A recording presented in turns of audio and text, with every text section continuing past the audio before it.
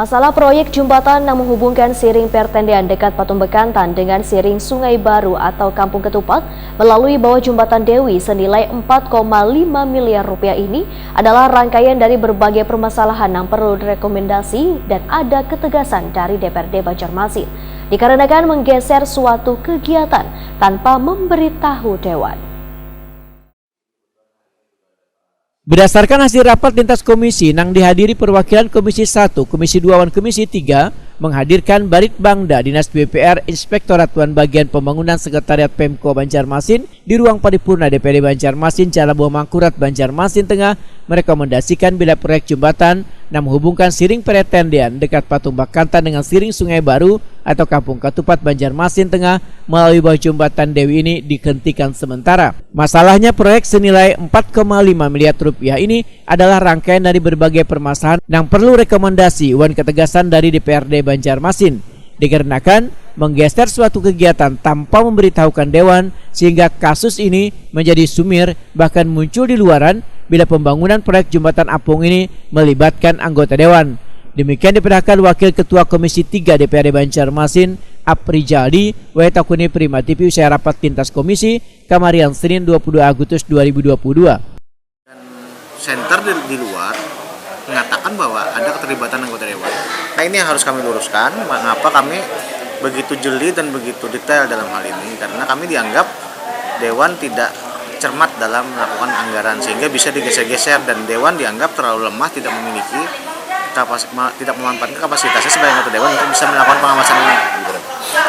Nah, jadi permasalahannya adalah satu, dalam hal pelaksanaan pengadaan ini kan sudah sempat bermasalah, sudah sampai ada yang menyurati inspektorat dan berbagai macam lah. Nah, terus yang kedua, dari segi pelaksanaan pun dilaksanakan pergeseran anggaran tanpa ada pemberitahuan Dewan.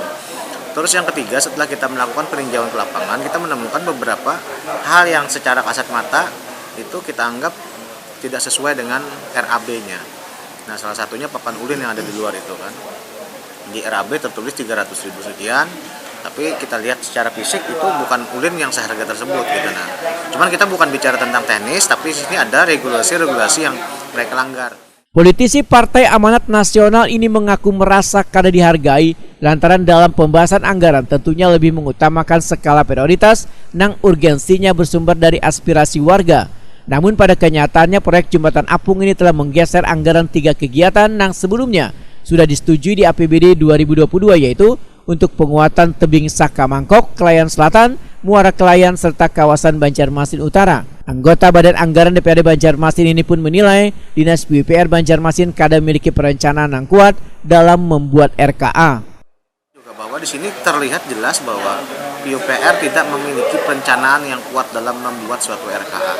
Ini terbukti dengan 3 kegiatan yang akhirnya tidak bisa dilaksanakan karena berbagai macam alasan. Alasan pertama kata mereka adalah terkait pembebasan lahan. Artinya di sini mereka tidak memiliki perencanaan yang kuat. Kok tiba-tiba setelah ini dianggarkan ada permasalahan pembebasan lahan yang membuat mereka tidak bisa melaksanakan kegiatan tersebut. Ini kan bukan suatu perencanaan yang baik. Sehingga kegiatan itu digeser. Nah, ini alam apakah memang disengaja atau memang dibuat-buat permasalahan itu seperti apa.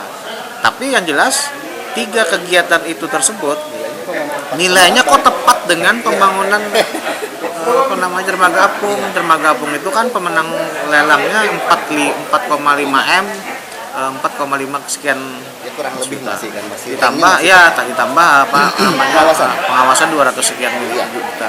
Jadi total 4,8 sama dengan 3 kegiatan tersebut. Jadi kayak plek gitu kan.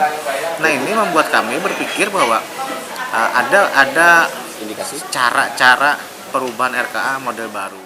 Aprijadi berjanji akan lebih teliti lagi dalam melakukan pembahasan anggaran supaya kada terjadi lagi kasus pergeseran anggaran untuk membangun proyek yang dinilai kada menjadi skala prioritas. Jadi kedepannya kita dalam hal pembahasan anggaran kita boleh dikeluarkan secara gelondongan ya angkanya. Iya. Tapi nanti kegiatan di RAPBD itu kita akan lebih detail. Kegiatan apa saja anggarannya berapa. Setelah selesai dibahas kita akan parap. Iya. Supaya tidak terjadi lagi perubahan kegiatan yang sekandak mereka. Ya.